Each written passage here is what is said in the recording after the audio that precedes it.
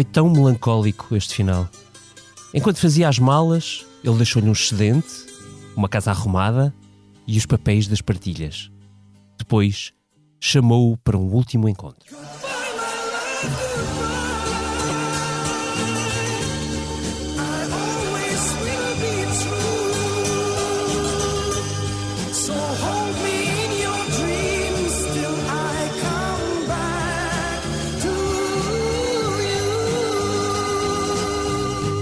É o adeus a António Costa, e foi tudo tão direitinho que deixou saudades a Marcelo. Ah, se ele soubesse.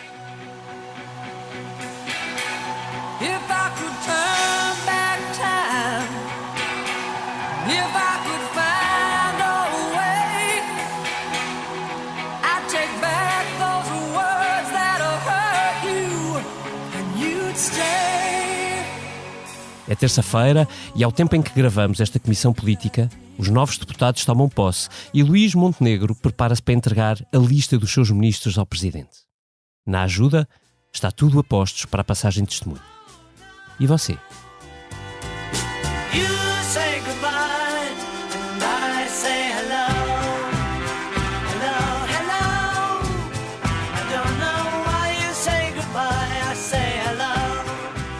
Hello, hello, Political Junkies. Eu sou o David Inês, moderando esta comissão política à beira de um novo ciclo e dou as boas-vindas desde já à Eunice Lourenço, nossa editora de política. Olá, comissária. Olá, olá. À Liliana Valente, coordenadora de política e sempre muito bem-vinda e regressada a esta comissão política. Olá, Liliana. Olá. E ao Political Junkie Vítor Matos, sempre pronto para uma comissão. Olá, olá. Subscrever o Expresso é ter acesso à melhor informação, a uma vasta oferta de conteúdos exclusivos e à opinião de referência. Subscrever o Expresso é tornar-se membro do nosso clube, poder ser voz ativa de uma comunidade informada e beneficiar de vantagens exclusivas. Subscreva o Expresso em expresso.pt/digital. Expresso. Liberdade para pensar. Liliana, eu vou começar por ti porque tu rumaste a caminho de Viseu, indo eu, este fim de semana, mais um de trabalho. Explica-nos em que estado é que ficou o PS neste final de percurso. Ainda antes de ir a Viseu, fui à comissão política do PS, que foi na quinta-feira também no Largo do Rato. Imagino que tenhas ficado à porta. Não tenhas Sim, claro, ficámos à porta. Aliás, até porque houve à porta muitas das conversas que não houve lá dentro, nomeadamente Fernando Medina e José Luís Carneiro falaram aos jornalistas e não falaram lá dentro, portanto soubemos mais do que os próprios dirigentes nacionais do PS.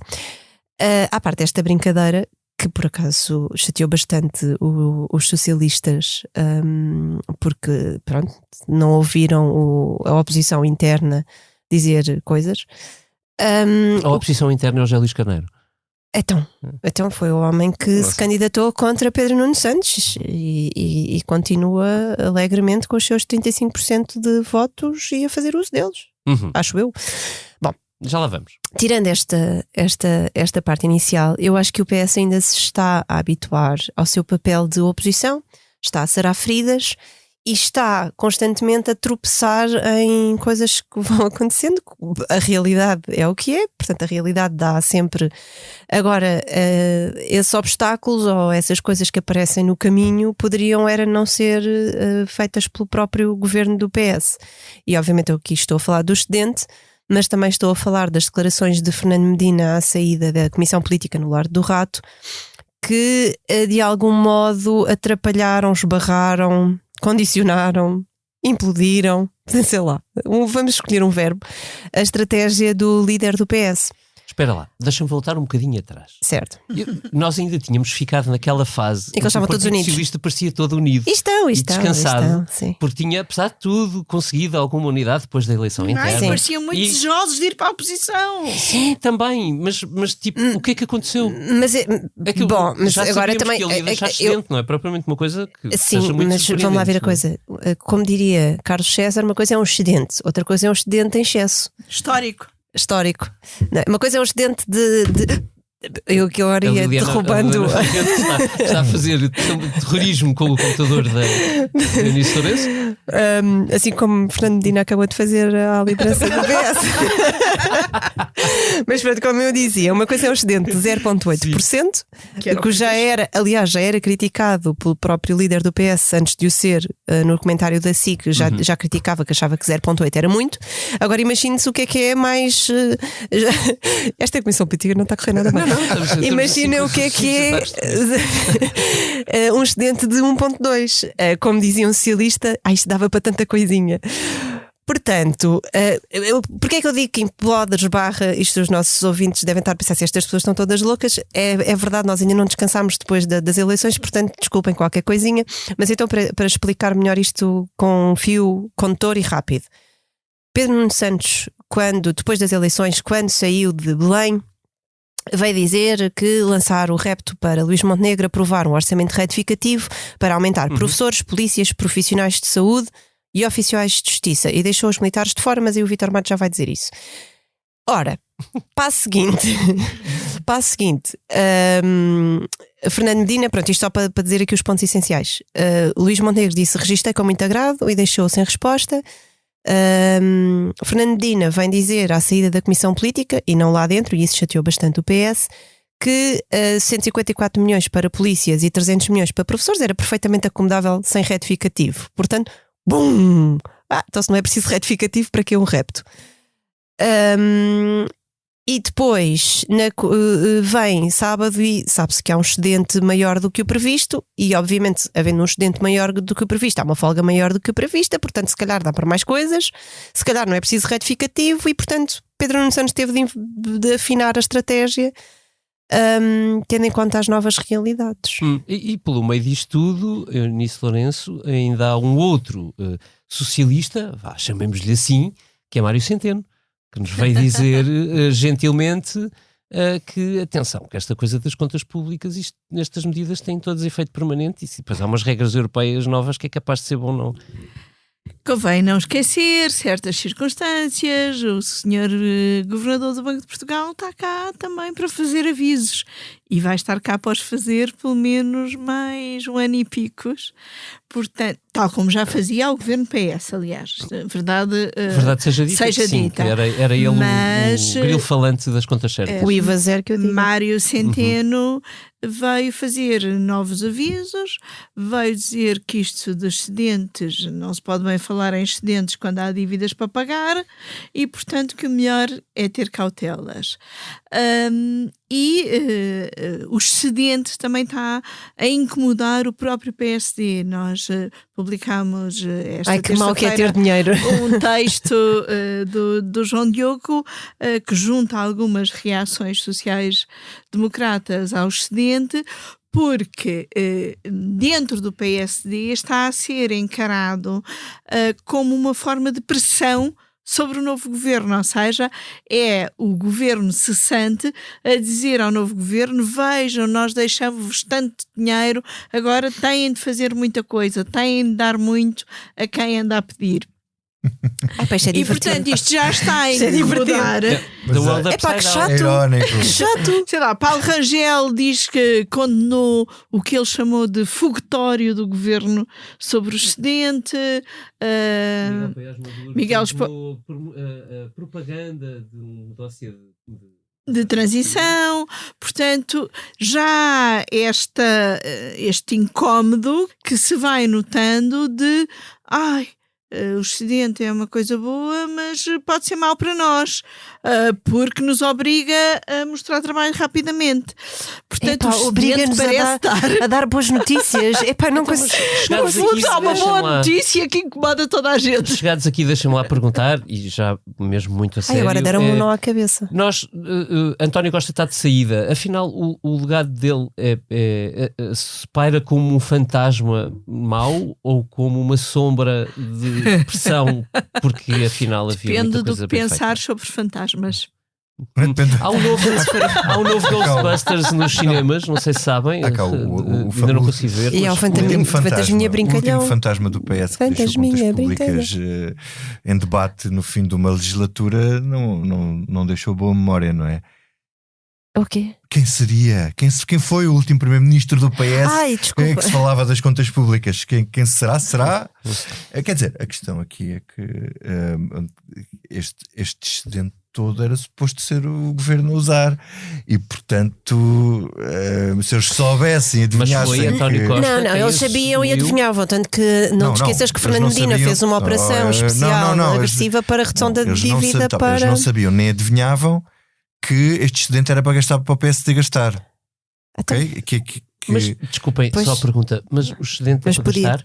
Já assumimos isso como uma coisa... Então, Joaquim Miranda Sarmento, eu não me esqueço de dizer isto, disse em declarações ao Expresso há uns tempos, o excedente é para baixar a dívida pública, ponto. Eu agora quero saber se isto se mantém ou não. Eu já repeti isto algumas vezes, mas quero mesmo saber, porque acho interessante. Mas há aqui uma questão há aqui várias questões que se levantam com isto. Mas uma é o aviso. Desculpa, só uma coisa. Também há sociais-democratas eu posso voltar para a semana. a colocarem em causa o excedente, porque é preciso saber que pagamentos ficaram em atraso para haver este excedente. Ou seja, estão a pôr em causa. Não houve. Olha, eles fizeram aquela operação de pagamento à bruta. Buscar o Dr. Constâncio para fazer uma comissão de investigação ao déficit orçamental do próprio governo PS. Vamos fazer só aqui. Nós só estamos a fazer o que tu fazes normalmente todas as semanas. Agora ao Vitor falar. Vamos fazer aqui só uma legenda. Isso foi o que o governo de José Sócrates fez. Certo. Ao governo de Santana Lopes quando chegou ao governo em 2005. 2005 já lá vão, meus amigos, 20 anos. Portanto, os political junkies aqui nem todos se recordarão deste pormenor da história. Pronto, e nessa altura Constâncio fez o déficit disparar, salvo seja, não foi só Constâncio, ele é que fez as contas. Se não for, depois era contestado porque era, se não fossem tomadas, posso falar? Se não fossem tomadas medidas nenhumas. E portanto, isto aqui uma questão que é o seguinte: o PSD, se quer fazer uma gestão séria do excedente, tem aqui vários problemas. Um é o que foi levantado pelo Mário Centeno, que é temos uma dívida alta e não se esqueça que isto é despesa permanente, não é one-off. E é isso que o governo tem vindo a fazer nos últimos tempos, quer dizer, é usar o excedente orçamental para pagar coisas que são só este ano e que raramente e fogem a ficar com despesa permanente. Tudo o que foi medidas do IVA, tudo o que foi medidas da crise. Mas isso não era excedente. O que usou excedente o ano passado, quando tiveste, foi os aumentos de 1.000 milhões no programa de estabilidade para as pensões e foi despesa permanente. Não, mas tudo o que foi despesa em relação à crise, em que despejavam em cima da crise, era one-off. Acontecia uma vez e pronto, não ficava. Agora, pagar aos professores, aos polícias, se for também os militares, se for os funcionários judiciais, não sei se me estou a esquecer de alguém. Isto vai ficar permanente e o excedente esgota-se este ano, mas depois é preciso outro excedente para o ano. Agora, a questão aqui é se é possível compatibilizar os pagamentos permanentes que depois vão ser potenciados pelos aumentos e carreiras automáticas da função pública nos anos que vêm aí, com a baixa de impostos que o PSD defende. Portanto, a questão aqui, a pergunta é, não é vamos pagar tudo agora a toda a gente, quer dizer, como se as pessoas agora recebessem e ficassem com o dinheiro do bolso. Não, vão ter que continuar a receber. É se isso é não compatível com a baixa de impostos que o PSD quer fazer. Porque se o PSD quiser ter razão naquilo que diz, pode dizer que o excedente é fruto de uma sobrecarga de impostos sobre os portugueses. E nós queremos devolver isto aos portugueses. A questão é que nos próximos anos tem que continuar a haver crescimento económico e tem que haver um crescimento económico, por acaso até foi superior ao que estava previsto, tem que haver crescimento económico superior para suportar uma baixa de impostos que permita que o excedente continue ou a existir, mas era ao contrário, ou a ser um déficit baixo. O PSD quer manter o déficit, quer continuar a voltar a ter déficits? Não, a teoria do PSD é que a baixa de impostos potencia o crescimento, não é ao contrário. Eu sei que essa é a teoria do PSD, mas é uma teoria de wishful thinking. Que normalmente, quer dizer, do ponto de vista, é que é uma teoria que, em teoria, funciona. Mas na prática vamos ver se é assim mesmo, não é? Porque, na verdade, não é muito diferente do que o próprio Centeno fez em 2015, quando chegou e disse é preciso acabar com a austeridade e que isso vai aumentar o consumo. Também era um bocadinho wishful thinking. Mas isso funcionou. Não quer dizer que agora não funcione. Não, pode funcionar. Fazemos lá a ideia, não sabemos qual é a conjuntura externa. Aliás, nem sou economista, ajudou muito nem centeno e pode não ajudar a governar AD, ou pode ajudar. Relembrar que o Presidente da República, sobre o orçamento do ano passado, disse que a única estratégia possível quando tens duas guerras e o contexto internacional como tens era potenciar o consumo interno. Sim, isso é verdade. Baixar impostos. Mas isso é uma política, sobretudo, mais do PS do que propriamente do PSD. Há uma diferença. Mas, o PSD criticava bastante o consumo interno, que levava a muito endividamento e a um desequilíbrio da balança comercial. Tem um pensamento diferente. Pois, mas a baixa de impostos é um clássico antigo do PSD que contrapõe com o do PS, é antigo, só que o problema é que quando chega ao governo normalmente não funciona assim, é o contrário. Agora, acho que é muito interessante a questão aqui da herança, porque normalmente, quando um novo governo substitui o anterior, vem-se queixar da herança que recebeu. Este também se está a queixar. Pegando naquilo, eu estou curioso para ver quais são as queixas que vão ser do PSD, porque isto é normal e vai acontecer sempre. Sim, mas essa questão, Liliana está-me a mostrar ali um título que é sobre a futória propaganda e tudo isso. É verdade, mas é que isso é verdade. Quer dizer, o futório propaganda, aquele documento, aquele documento, estou-me a referir ao documento suposto de passagem de pasta do PS. Aquilo é um resumo do que o governo quer mostrar, que tem em curso e que não pôde acabar porque acabou a legislatura, e que agora, enfim, estão ali a lista de inaugurações todas que o Dr. Luís Montenegro vai fazer. Mas, para rematar, é assim: o PSD tem que arranjar alguma coisa para se queixar da herança. Porque se no fundo se vai dizer é a primeira vez, isto é interessante, isto responsabiliza muito o Luís Montenegro. É a primeira vez que o PSD chega ao governo numa situação altamente confortável. A não ser que, lá está, haja pagamentos em atraso, haja muitos. Mas aí eu recordo que o Expresso escreveu no final do ano. Fornecedores esmifrados, isso tudo. Tem que arranjar alguma coisa porque faz parte. Mas responsabiliza muito o PSD agora, que andou tantos e tantos anos a dizer nunca governar, porque os estudos deixaram sempre isto num desastre do que respeita às contas públicas. Portanto, só deixar aqui uma parte que o Expresso escreveu no final do ano ou no início do ano, já não sei bem, que o Sr. Dr. Ministro das Finanças, Fernando Medina, tinha feito uma operação especial de redução da dívida e que isso implicava pagamentos agressivos do setor empresarial do Estado de dívidas a fornecedores e os da saúde, que normalmente são aqueles que são mais pesados. Mas eu gostava de saber como é que isso ficou. Como é que está? Antes de irmos a Luís Montenegro, que ainda teremos uns minutos para isso, deixem-me perguntar-vos isto. E para Marcelo, esta herança afinal é boa ou má? Eunice? Esta herança é boa, mas pode ser péssima. Ou seja, Marcelo. Isso é uma resposta muito a Marcelo. Faz por um lado, sim, por outro lado, pode a velha rábula, não é? Pode-se, mas não se pode. Ou seja, Marcelo tem finalmente aquilo que desejou durante muito tempo, que é a sua família política no poder. Aliás, há aquele sonho de uma maioria, um presidente, um governo. Portanto, há um governo, há um presidente, uma maioria mais ou menos. Pronto. Era o sonho de Sá Carneiro. Mas há muita coisa. Mas há muita coisa. Ainda falávamos nisso os dois no outro dia. Exatamente. De repente tem um presidente, tem um governo, um presidente da Câmara de Lisboa, tem um presidente da Câmara de Lisboa, tem os Porto, governos regionais, tem os governos regionais, tanto quanto. Pronto, enfim. Mas ainda tem. Mas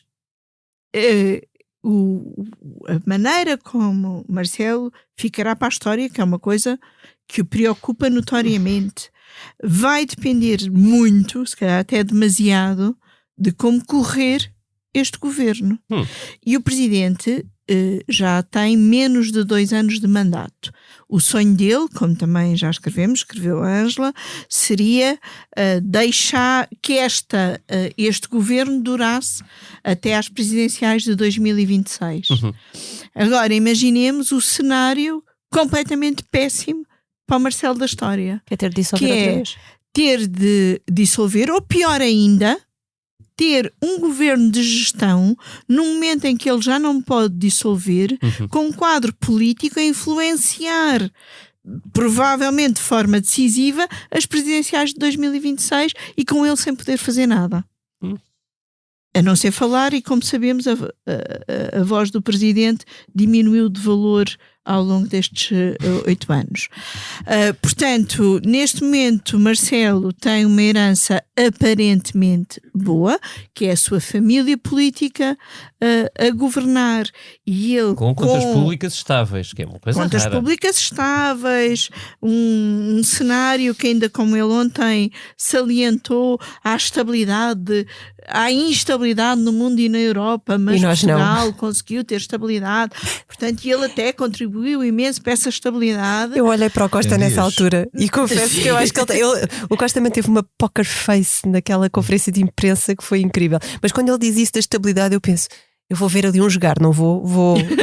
Só pode. Mas é que, Mas isto é tão frágil, que Marcelo pode acabar da pior maneira imaginável para um presidente E o com Costa a rir de fora. poderes diminuídos, um governo em gestão sem possibilidade de convocação de eleições e umas presidenciais a serem toldadas por uma grande instabilidade política. Vítor, ias dizer? Não, ia dizer que o presidente, sim, quer dizer, ele sempre quis isto, não é? Ter deixar o PSD no poder. Agora, aliás, ele durante muito tempo, e já com o Luís Montenegro, continuava a dizer que o PSD não era alternativa, ou que era preciso constituir-se como alternativa. Bem, na verdade, os partidos só são verdadeiramente alternativa quando os governos estão numa baixa terrível em termos de popularidade, ou quando chegam ao poder. Quando chegam ao poder, depois as coisas. O poder é Um bálsamo. É um bálsamo fantástico. E achei uma certa. Aquela dose de hipocrisia política deliciosa na conversa daqueles dois homens, depois de António Costa ter andado a fazer campanha, a acusar o presidente de ter causado instabilidade e de lançar o país para este caos. Ao não aceitar o tal Falta de bom Centeno que senso. faz avisos Mas quer regulares. dizer, Isso. isto é de uma. Falta o bom senso. É mais não do que hipocrisia. Mais do que hipocrisia. Sim, realmente o António Costa é muito hábil, mas é virar Mas o Costa não teve jogo tempo. completamente Desculpa, ao não é? contrário. Porque António Costa não teve tempo de se este despedir governo, ontem. esquecendo-se a questão das contas públicas, foi um desastre completo em termos políticos. Foram 2 anos de desastre em desastre até ao desastre final. E que uma coisa absolutamente impensável, que é a PJ entrar em São gabinete. Bento e o governo cair da forma que caiu. Estás a dizer, apesar das contas públicas. Apesar das contas públicas. Quer dizer, Sim. o governo Sim, agora foi um pode fazer um desastre, foi um relatório desastre. com as Convém medidas. fazer as contas públicas. Um desastre na gestão política e era obrigatório. Quer dizer, e estas coisas. Mas isso é tem porque que tu ser- consideras que as contas que as notícias das contas públicas são boas notícias. Eu considero que as contas públicas são melhores notícias do É que isso. deixar o país à beira da bancarrota. É isso, é Quer isso. dizer, eu acho isso um bocadinho melhor. Agora, se isso contribuiu para a derrota do PS, eu acho que sim. Agora, a questão é que aquilo tem tudo muita graça, mas a verdade é que estes 2 últimos anos foram 2 anos do caos do ponto de vista político, no caos nos serviços públicos, e o Presidente da República não podia fazer outra coisa antes das eleições, mas isso Mas olha, posso só dar Já lá uma vai. nota? Para fechar, e depois vamos ao Montenegro no Só instante. porque eu não falei do Sr. Presidente e eu Então, estive mas ontem a vamos. ouvi-lo. E gostaste? Sim, aquilo foi estranhíssimo. Não, eu explico porquê. Nós estávamos ali para uma conferência de imprensa Com perguntas sorteadas. com perguntas sorteadas e tudo, e de repente, aliás, o próprio primeiro, perguntas sorteadas para quem nos está a ouvir. a ordem do órgão de comunicação a social. ordem pela qual iriam ser feitas, não era? Eu também não fiquei muito triste porque era para ir a 9ª, portanto já não tinha nada para perguntar quando chegasse. Mas o que é que acontece? Até o próprio Primeiro-Ministro estava à espera de poder despedir-se e de responder a perguntas de despedida. Só que o Presidente faz lá o seu discurso e vai à vida dele. E ficámos todos, então, mas não. Então, para isto, o António Costa vai fazer uma conferência de imprensa de verdadeira despedida, em que ele aparece sozinho, acho eu, para se despedir. Mas o que é que eu queria dizer sobre o Presidente? É que o Presidente pareceu já ter saudades. Aquilo é esquisito, porque ao mesmo tempo que é assim gélido, não é? Porque aquela relação já teve claramente, pronto, já teve melhores dias e isso percebe-se, não é? O sítio também era frio, pronto, tudo foi assim muito gelado. Mas ao mesmo tempo ele ainda nos havemos de encontrar nas encruzilhadas ao serviço de Portugal. Bem, eu não sei se ele sabe mais do que nós. Eu espero que sim, não é? Porque ele é Presidente da República, há de saber mais do que nós. Mas se calhar o próprio Costa que estava lá devia ter perguntado assim: Sr. Presidente, se me quiser dizer alguma coisa sobre o meu processo, eu agradecia. Porque, vamos lá ver, eu acho que o futuro do PM está, porque ele próprio Ainda fez, PM.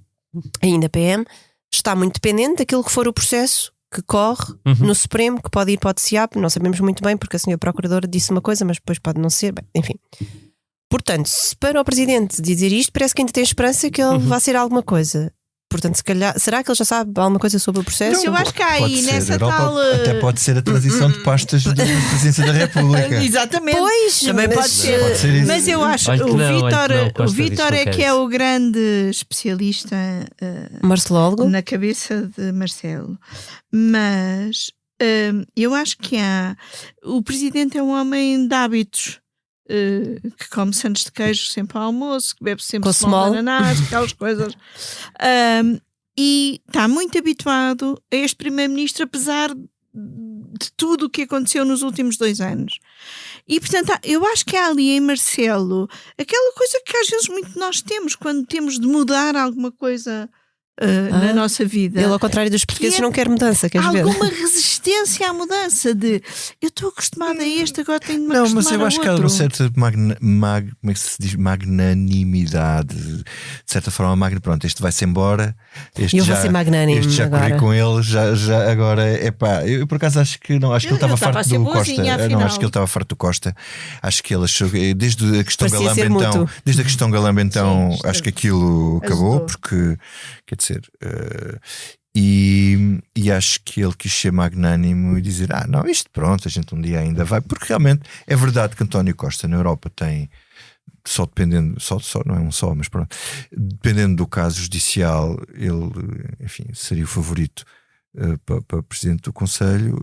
Pode ser candidato presidencial, quer dizer, Mas mesmo ele diz que não. está bem, pronto, vamos ver. Ele disse que não. Agora. Ou pode, quer dizer, vão-se encontrar nem que seja em conferências ao serviço de Portugal. Portanto, quer dizer, a relação não. Mas ele teria que dizer ali uma palavra de. O mundo não acabou, Pois, a finalmente, vida não cortesia, acabou. tu não Estamos achas os a ver? dois de boa saúde. Eu não sei se daqui a 2 anos não vai olhar para trás e ouvir aquela música da Cher que passei no início desta comissão política. If I could turn back time. Oh, meu Deus. Vamos ao Montenegro durante 5 minutos. Eunice, como é que começou Luís Montenegro e o que é que tu esperas que siga? Começou Eu acho invisível. que provavelmente é uma coisa que eu e a Liliana temos falado já algumas vezes, pelo menos uma com a outra. Provavelmente é o primeiro-ministro de quem nós sabemos menos sobre o que pensa em relação a vários assuntos. Nós há muitos meses, era ele, ainda não se anteviam, mas antecipadas, até fizemos uma página no semanário parecia post-its sobre vários assuntos da atualidade sobre os quais Montenegro não dizia nada. E continuamos a não saber o que ele pensa sobre muitas coisas. Mas, por outro lado, eu acho que este silêncio que ele se tem reservado desde as eleições é sinal de que quer fazer tudo bem. Ou seja... Mal seria se ele não quisesse fazer tudo bem. Pronto, claro. Sim, mas Está bem, mas às vezes calado. tropeçam nos pés. Mas calado. Às vezes isso também ajuda. Mas às vezes tropeçam nos Está próprios calado, pés. Queres ajuda. fazer tudo bem, mas. Bem, isso é mais o Marcelo. Está a imaginar, Marcelo Rebelo de Sousa neste. Teria Ai, dado meu Deus, aquela- estava dava entrevistas eufórico. todos os dias, era Pois, todos os dias exato. aqui, Sim, é E verdade, quer é dizer, verdade. e com o André Ventura a dar entrevistas todos os dias, e o PS também já a falar com alguma regularidade, ele tem conseguido manter aqui uma disciplina no PSD. O que para nós jornalistas eu tenho alguns receios de que isto tenha aqui uma estratégia cavaquista por detrás. Mas isso tem. E tínhamos Isso é um governo que fala muito pouco, que tenta controlar tudo o que sai, e, portanto o nosso trabalho será mais difícil, É sempre também mais muito aliciante. divertido. Mas, Porque descobrimos enfim. sempre coisas mais interessantes e as notícias são todas mais exclusivas. Portanto, eu acho que neste momento o que é que se pode dizer sobre Luís Montenegro? Quase nada. Eu posso Para além dizer. dele ter Eu posso ficado dizer. Mas muito- espera, ficas para o fim, deixa-me lá Ele ouvir ter a Liliana. ficado notoriamente contente, eu acho que a cara dele no momento da indigitação era de uma felicidade tamanha. E com a von der Leyen. Já temos mais um fã da von der Leyen. Mas confesso que não consigo dizer muito mais. Ok, obrigado por isso. A não ser só mais uma coisa, que é ele fez uma espécie de acordo com o Chega para os lugares no Parlamento, que está, obviamente, e como é natural, a ser lido pela oposição como um sinal que haverá mais acordos. Eu acho que eventualmente pode haver, mas eu acho que era preciso desbloquear esta questão de eleição de um vice do Chega, que se calhar até convinha ter sido desbloqueada na anterior legislatura, e este momento, este acordo tácito, pelo menos para esse desbloqueio, Luís Montenegro já o defendeu na legislatura passada, portanto, Sim, está a ser há coerente. aqui também uma questão de coerência. Certo, Liliana. Sim, acho que ele é um livro em branco, nós não sabemos, vamos ver o que é que aí vem. Há muitas coisas que sabemos, outras não. Há algumas medidas que eu gostava de saber, porque nós já falámos disso aqui várias vezes, nomeadamente a questão do novo aeroporto. Parece-me bastante importante e parecia-me bastante importante saber o que é que o líder do PSD e agora primeiro-ministro pensa sobre o assunto. Não sabemos. Sabemos o que é que algumas pessoas do PSD dizem sobre isso, e vamos esperar para ver se, por exemplo, Miguel Pinteluz é o ministro das infraestruturas, porque se for, uma das coisas que Miguel Pinteluz fez foi pôr em causa em ONU a Comissão Técnica Independente que estudou a localização do aeroporto. Portanto, vamos ver se for ministro das infraestruturas, se aceita uma recomendação de técnicos bastante batidos no assunto, ou se vai ser uma decisão mais política. Eu gostava de saber, também gostava de saber o que é que o primeiro-ministro defende sobre isso, e ainda não sabemos. Mas tirando essa questão, por exemplo, do novo aeroporto, eu acho que Luís Montenegro começou bem. Fez aquele périplo pela Europa num dia e foi também acolhido por António Costa, e eu acho que foi um dia que lhe saiu, um primeiro dia de primeiro-ministro indigitado, que lhe saiu bem. Agora tem estado em contactos, não posso avaliar se bem se mal, porque quer dizer, não fazemos ideia como é que vai ser o governo, esperamos para ver. Agora, acho que há muitas incógnitas no caminho, nomeadamente este sinal do Chega, do acordo no Parlamento com o Chega. A mim, ou seja, aquilo que eu acho, eu percebo aquilo que o Eunice diz. Eu não sei. É um exagero dizer que isso é um acordo. Porquê? Acho que é um Não é entendimento acordo tácito. nenhum. Não sei se há acordo ou não. Não sabes se há Quer acordo, dizer, então, mas não foi sabes. dito Não, que era um quer dizer, acordo. Foi dito que era um Foi acordo. dito pelo Chega. Atenção. Que não foi desmentido. Opa, Sim, mas isso Não sei, não foi. Se não houvesse acordo. Desmentir o Chega tínhamos de fazer todos os dias também. Não, mas não somos nós. Neste caso seria o PSD, não é? Mas aquilo não- eu mesmo já isso, digo que o que é ele- que é. o Eu não que sei se é ou André não. Ventura disse foi que o PSD tinha comunicado na Conferência de Líderes que tinha dado indicações Foi através dos para... líderes parlamentares. Claro que Faz André parte da vida Ventura tentou parlamentar. ontem Ok, Capitalizar isso. capitalizar isso. pronto, tudo certo.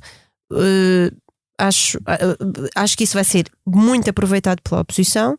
Se calhar não tanto logo pelo PS, que ainda está também a aprender como gerir esta situação do Chega. É que era absolutamente, é por uma razão muito simples. Para já tinha defendido isso. E depois Mas é eu não estou a porque dizer o não, é contrário. porque era absolutamente espúrio, quer dizer, inútil, bloquear uma solução imbloqueável. Ou seja, quer dizer, não era sabemos como é que os possível. deputados vão votar, porque Tá pronto, bem. os nossos ouvintes não sabem, mas é voto em urna. A votação é secreta Tá bem. e Então, pois claro, repara, também tinha sido dada essa indicação por o próprio Luís Montenegro na anterior Com 50 legislatura e não foi. Está bem? Não foi. Os deputados não tinham sido indicados por Não ele, tinham sido indicados por ele, a pelo bancada era de Rui Rio e não votaram, não foram Eu acho nessa que, indicação. para além da questão da Não sei. coerência, parece-me que, tendo o Chega 50 deputados, seria criar um caso absolutamente desnecessário e até de termos de gestão política de criar aqui mais uma hipótese de vitimização. De vitimização, claro que sim. Do Chega, porque mais claro. ia ser eleito e portanto não, e até imagina tu que fazia o contrário e os deputados do PSD até votavam a favor, não ia ser bom em nenhuma circunstância. Mas eu não estou a dizer o contrário, Vítor, eu só estou a fazer uma constatação, portanto, porque por exemplo não há uma... O Francisco Assis aproveitou isto até antes de se saber que havia este dito acordo. Francisco Assis começou logo a dizer como é que podem pedir ao PS para aprovar o que quer que seja do PSD quando os primeiros sinais não são de conversa com o PS, mas com o Chega. Porque com o PS não houve qualquer sinal de conversa sobre nada. E portanto aquilo que eu estou a dizer é que eu acho que isto vai ser muito aproveitado pela oposição, se calhar não tanto pelo PS, que cá está, ainda está a perceber como é que vai gerir e como é que vai gerir a oposição com um Ventura muito falante e muito ativo, mas vai ser bastante utilizado. Portanto, o que eu acho que eu acho que Montenegro neste caso eu só consigo dizer vamos ver, porque eu não tenho mesmo dados ainda para avaliar o que aí vem. Isso é claro que vamos ver, como é evidente, vamos ter bastante tempo a ver, mas até ver neste momento, acho que a gestão dele, não concordo nem com o Eunice nem com a Liliana, ele faz aquilo que devia ter feito. Ficou calado e deixou tudo a acontecer à volta dele e a rir-se completamente do que está a acontecer. E o que é que isso é discordar? Por exemplo, tu dizes que não sabes, eu digo que sei. Ele está a valorizar. Eu estou a valorizar, eu digo que sei, eu digo que ele fez bem. E portanto, uma carta em branco, isto já não é uma carta em branco, isto já é uma carta escrita.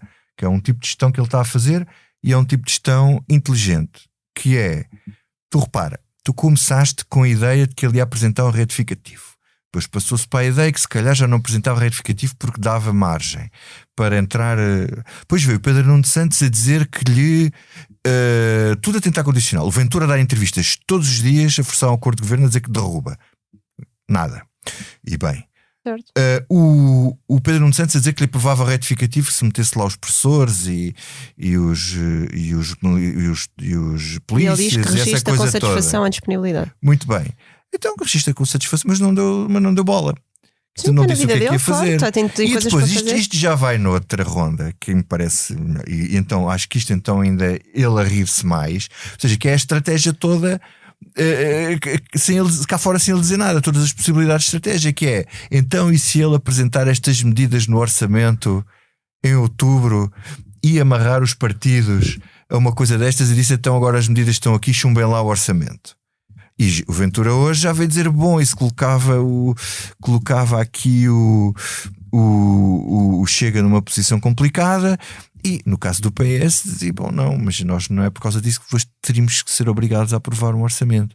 No entretanto, o Ventura já diz que amanhã vai apresentar propostas no Parlamento para aumentar os polícias e para aumentar os professores, para forçar o PSD já a tomar uma posição. Portanto, sem ele dizer nada, já estou aqui uma data de coisas em marcha. E portanto, ele faz muito bem em não responder a isto e deixar que os jogos se façam, porque na realidade quem tem o poder é ele. E ele olha para isto tudo e vai decidir. Agora, depois a seguir, o que é que nós vamos avaliar aqui do que ele fez ou deixou de fazer é o que ele fizer a seguir, porque até agora ele tem feito esta gestão com enfim, seria excessivo dizer com inteligência, porque isto é uma estratégia de pragmatismo, de inação aparente para ver o que é que os outros fazem e para não estar a mostrar já o jogo. Quer dizer, ele como tem um jogo difícil pela frente, ele não tem maioria, ele podia aparecer aí a dizer coisas. Não, ele quer ver como é que as peças estão também a dispor no tabuleiro, porque a última palavra vai ser dele. E portanto, ele quer surpreender. Agora, ele quer surpreender com o governo que vai apresentar, ou surpreender de forma positiva, porque isto, como já é histórico, não há uma segunda oportunidade para causar uma primeira boa impressão. E a primeira boa impressão já começou. Portanto, resta saber aqui se a próxima talhada do melão, portanto, esta primeira talhada do melão, mais ou menos, porque, enfim, não é pepino, mas a próxima talhada é que vamos ver exatamente como é que o melão está a amadurecer. Muito bem. Levaste demasiado longe essa metáfora, estavas a rascar agora para voltar atrás. Não, estava tudo pensado. Olha aqui. Vejo aqui as notas a falar Abriu o melão. Abriu o melão. Já não é uma página em branco, é escrita porque ele próprio tinha isto tudo escrito. Vamos ao que não me sai da cabeça. E, Sr. Deputado, é algo que não me sai da cabeça e acredito que é essa a minha única preocupação. Vítor, vou começar por ti. Olha, não me sai da cabeça. Isto é uma questão aqui em causa própria, mas eu vou tomar essa liberdade para ser sincero aqui com os nossos political junkies.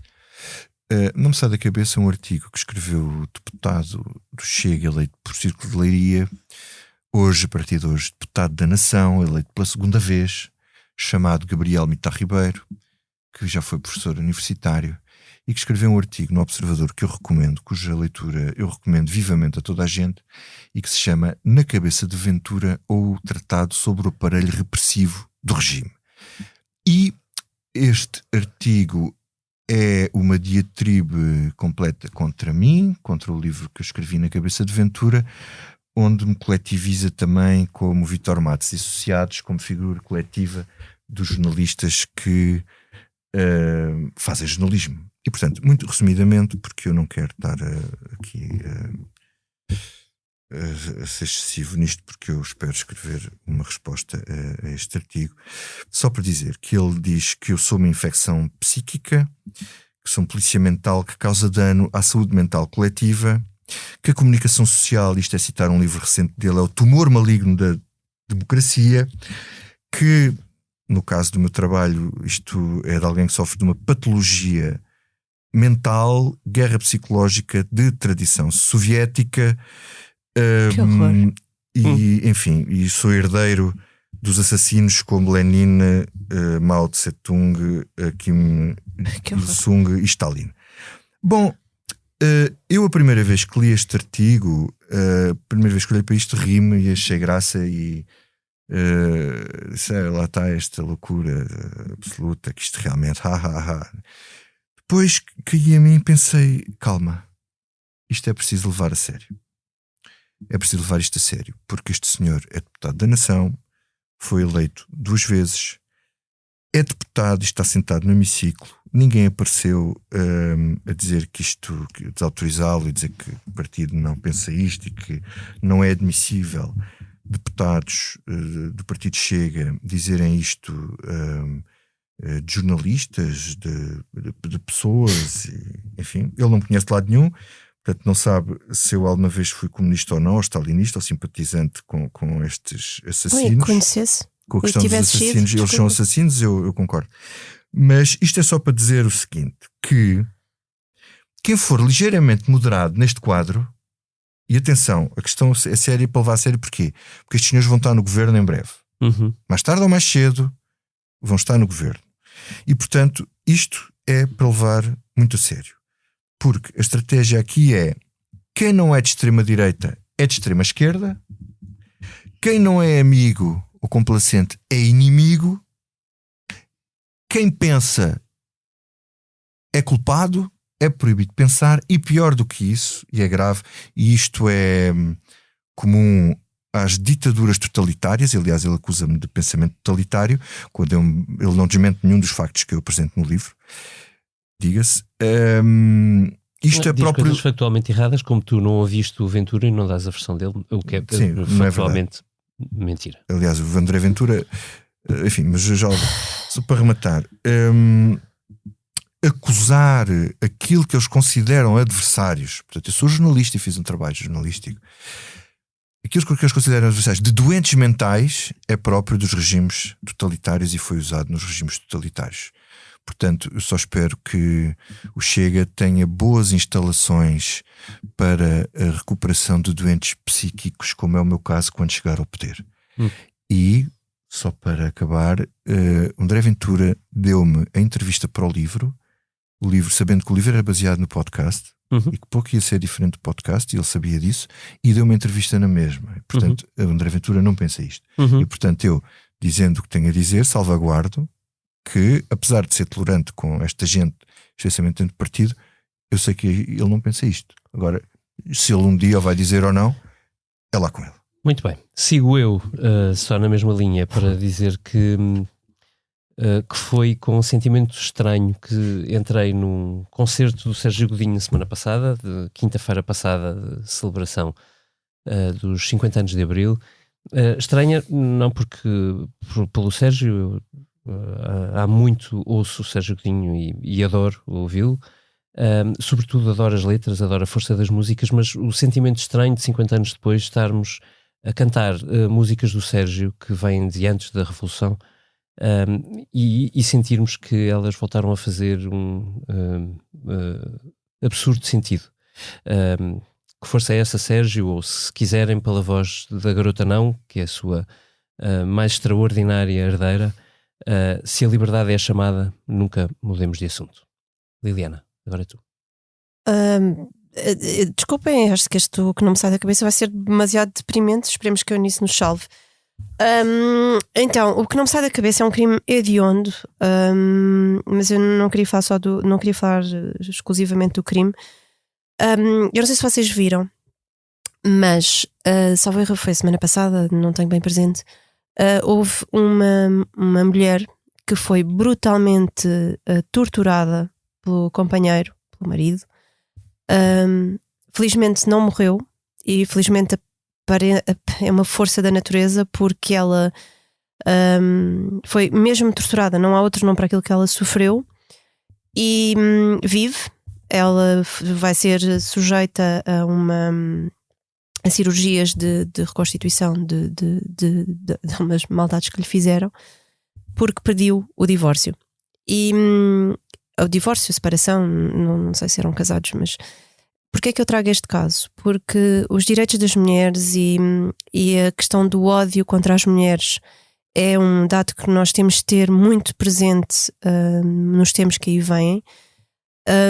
Não estou a falar de perigo de se voltar atrás com algumas coisas dos direitos das mulheres, não é disso que eu estou a falar. O que eu estou a falar é do sentimento de ódio, de superioridade. Eu nem sequer sei muito bem como explicar isto, mas temos de estar muito atentos às mulheres, porque elas continuam a ser vítimas de facínoras que estão ao seu lado, que partilham casas consigo, mas também ao nível dos direitos mais gerais, da igualdade salarial. Eu muito sinceramente estou muito preocupada, porque não vejo o mundo a correr para o lado do bem, para o lado do sexo feminino. E queria falar deste caso porque ela é uma força da natureza. Ela raparam-lhe o cabelo, as sobrancelhas, isso é uma coisa horrível. Mas ela publicou uma fotografia recentemente, como quem diz, eu sofri, mas estou viva. E pela força dela, pela força das mulheres, aqui estaremos, na esperança que o mundo comece a olhar para todos de uma maneira mais igual. Obrigado, Liliana. Eunice. Olha, cá venho eu com a minha beatice, mas esta semana não é possível. O que não me sai da cabeça é que estou naquela que, para mim, como para a generalidade dos católicos, é a semana maior do ano, é a Semana Santa. Este ano aqui com dificuldades acrescidas. A Quaresma já foi vivida aqui, a Quaresma que é muito associada a um tempo de deserto, e o deserto na linguagem bíblica é uma coisa positiva, porque é o lugar de encontro com Deus. A minha Quaresma não foi notoriamente um deserto, foi muito povoada e muito acelerada, e a minha Semana Santa também promete ser assim. E este ano não me sai ainda mais da cabeça, porque estou aqui com dificuldades pessoais de conjugar tudo este desafio de ter um governo a ser apresentado num dia em que gosto de ir de manhã à missa crismal na Sé e à noite à missa da Ceia do Senhor, se não na minha paróquia, pelo menos num sítio lá perto. Portanto, tenho aqui este desafio de conseguir olhar para a Semana Santa com os olhos postos na Páscoa, na grande vigília de sábado à noite, e de olhar também para o mundo e para Portugal nessa perspectiva de conseguir ter um olhar de esperança, e a esperança, como diz um poema muito bonito de Charles Péguy, é a filha mais nova de Deus, é assim uma menina que saltita e que às vezes nos escapa das mãos. Portanto, deixo aqui o que não me sai da cabeça, é a Semana Santa com tudo o que ela implica de luz, de cruz, de ressurreição, de flores e de aleluias de regresso às igrejas, mas também da Páscoa e da Semana Santa como este desafio a manter a esperança no olhar, mesmo quando parece que está tudo mais nublado, pelo menos, ou com poeiras vindas do deserto. Em plena Semana Santa, com ou sem poeiras. Com esperança. Esta foi a Comissão Política do Expresso, gravada com a sonoplastia da Salomé Rita, a quem agradeço, e com a ilustração do Carlos Paes, a quem também agradeço. Uma Comissão Política gravada em plena mudança de ciclo político, cheia de caras novas. Aqui, onde todas as semanas são Semanas Santas e onde não há razões para saudades, voltaremos para a semana com a esperança e a alegria de sempre. Quanto a Marcelo e a Costa, ou ainda esta semana, obrigado por esse momento. Fica no ar. Quanto a Marcelo e Costa, dizia eu, tínhamos fé. Talvez tenha acabado assim.